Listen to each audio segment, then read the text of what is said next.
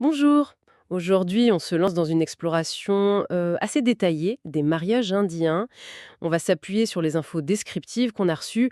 L'idée, c'est vraiment de saisir les éléments clés qui façonnent ces célébrations, de comprendre un peu ce qui leur donne ce caractère si particulier, d'après ce qu'on a lu. Absolument. On va regarder ça de près. La place de l'événement, sa durée, souvent assez remarquable, les traditions, la musique, la danse aussi, et bien sûr les vêtements. Ok, alors déballons tout ça, c'est une excellente idée. Et d'emblée, ce qui frappe, même avec une description qui peut sembler simple, c'est que la source, elle, insiste sur un point. Le mariage en Inde, tel qu'il est présenté là, ça va bien au-delà de l'union de deux personnes. Ah oui. Oui, c'est dépeint comme une véritable institution, une fête majeure qui implique la famille, les amis, vraiment à grande échelle. Ce n'est pas juste une petite affaire privée, quoi. Tout à fait. La source commence simple, deux personnes qui se marient, mais tout de suite, elle ajoute cette dimension collective. Une fête avec la famille et les amis. Exactement. Et elle souligne, en Inde, c'est très important. On sent bien que l'enjeu, il dépasse le couple. C'est toute une communauté, enfin au moins deux familles élargies, qui sont vraiment concernées. Et cette importance, on la voit très concrètement dans un truc que la source mentionne, la durée. Il est dit que ça dure souvent plusieurs jours. Oui, ça va marquer aussi. Plusieurs jours. Ce n'est pas rien. Ce qui est fascinant ici, c'est que cette longueur, ce n'est pas juste une question d'agenda. C'est une vraie, comment dire, une affirmation culturelle sur la place de cette union. Une affirmation, hein. Bah oui, consacrer plusieurs jours, ça veut dire un investissement énorme. En temps, en énergie, en ressources aussi, forcément. Donc ces plusieurs jours, ce n'est pas juste une fête après l'autre, hein, c'est plus profond. C'est ce que le texte suggère, oui. Ce n'est pas présenté comme juste une formalité et puis une réception. La durée, ça implique un processus, un ensemble d'étapes, de rituels, de moments sociaux qui s'enchaînent. D'accord, je vois. Ça transforme le mariage en une sorte de parenthèse temporelle, un temps vraiment dédié non seulement à célébrer l'union, mais aussi à resserrer les liens entre les familles, la communauté. Hmm. Imaginez un peu l'organisation derrière tout ça. Ça montre vraiment la valeur qu'on accorde à ce moment clé. On imagine bien, oui. Et cette richesse, on la retrouve aussi, j'imagine, dans les traditions qui sont mentionnées. La source parle d'une multitude de traditions. Oui, Multitude, ça évoque quelque chose de très, très foisonnant, non? Presque un peu vertigineux. c'est ça. Et le document donne quelques exemples, quelques pistes pour illustrer. Il y a la mention d'une cérémonie religieuse. Oui, ça semble central. Ça semble être le pivot, oui, autour duquel une partie des célébrations s'organise.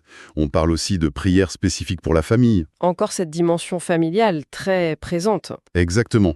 La cérémonie religieuse comme point d'ancrage. Bon, c'est assez classique.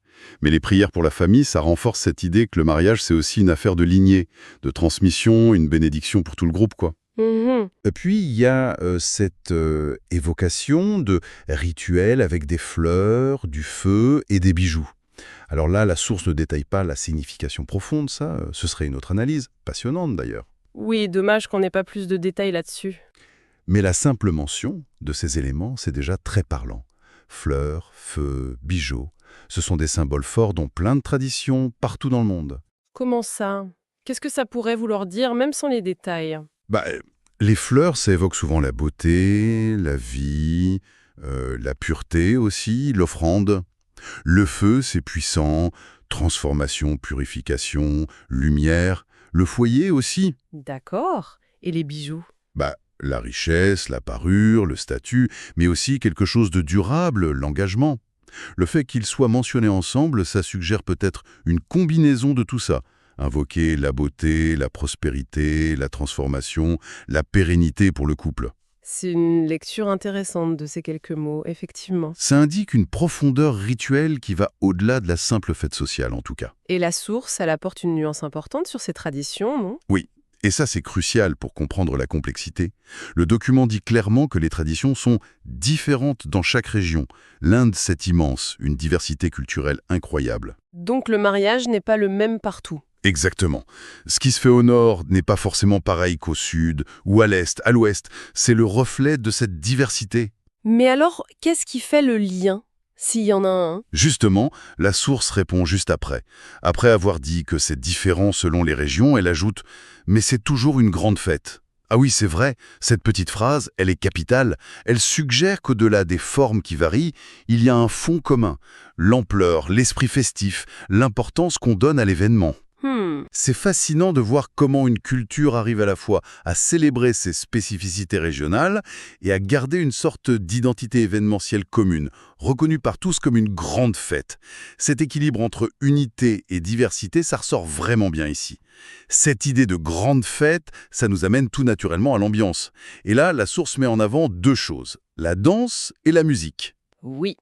La danse est dite très importante. Ce n'est donc pas juste un petit intermède. Non, très importante, ça lui donne un rôle central. Et la description précise, les familles et les amis dansent ensemble. Ce détail, il est clé.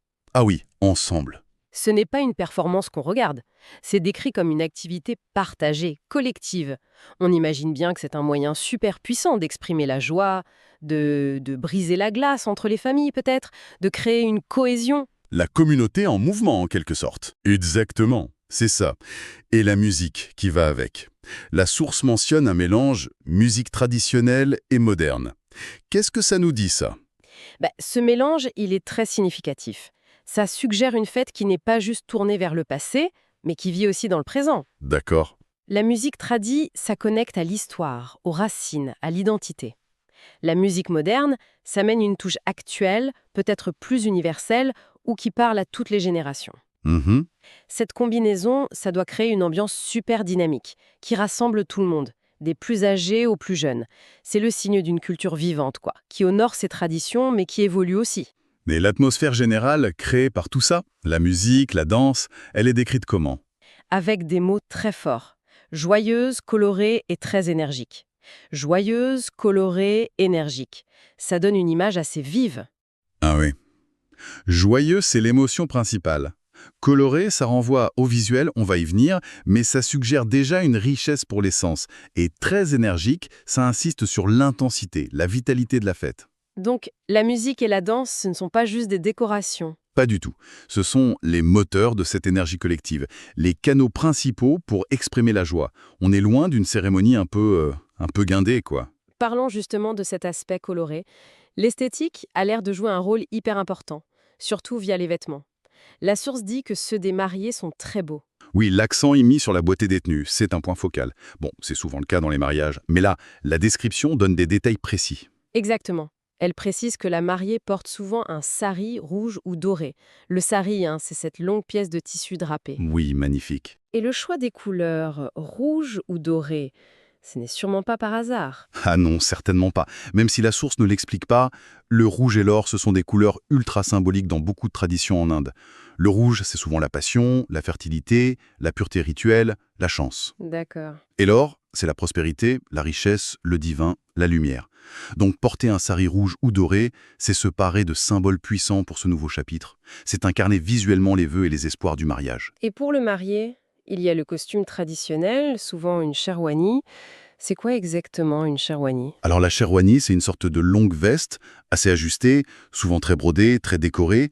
On la porte sur un pantalon ajusté, comme le churidar. Ah oui, je vois. C'est une tenue très élégante, très formelle, qui vient plutôt de traditions princières ou nobles de certaines régions. Le fait de la mentionner spécifiquement, ça montre que l'homme aussi participe à cet apparat traditionnel.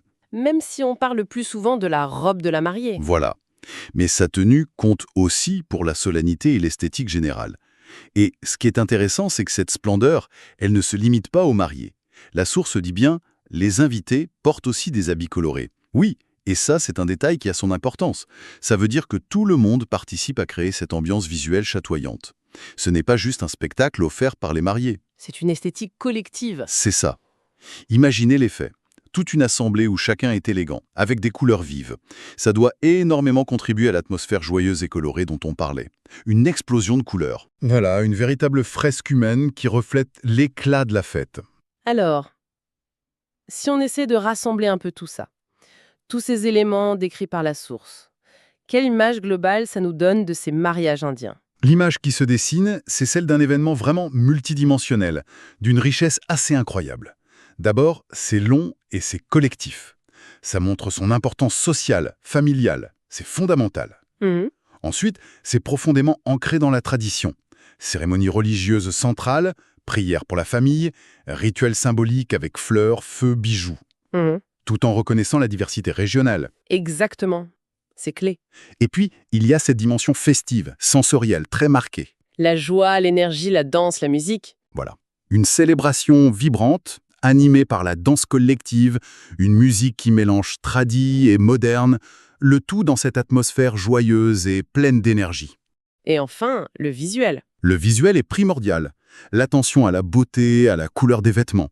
Pas seulement pour les mariés en sari ou sherwani, mais pour tous les invités. Et si on essaye de voir comment tout ça s'agence et la logique derrière un fait. Ce que la description suggère, c'est une sorte de fusion, une imbrication très forte entre différentes sphères. Le sacré, cérémonie, prière, rituel, il n'est pas séparé du social, famille, amis, communauté. Il le nourrit. D'accord. Le festif, danse, musique, joie, c'est l'expression de ce lien social et de l'événement sacré. Et l'esthétique, les couleurs, les vêtements, la beauté, ça enveloppe tout. Ça participe à la fois à la solennité et à la joie. Tout est lié. Rien ne semble isolé, en effet. Tout converge pour créer une expérience totale, immersive, qui marque les esprits, les corps. C'est la célébration de l'union de deux personnes, oui, mais c'est aussi la réaffirmation des liens de la communauté, des valeurs culturelles et de la joie de vivre ensemble. C'est une très belle synthèse. Et pour terminer, peut-être une petite piste de réflexion à laisser à celles et ceux qui nous écoutent.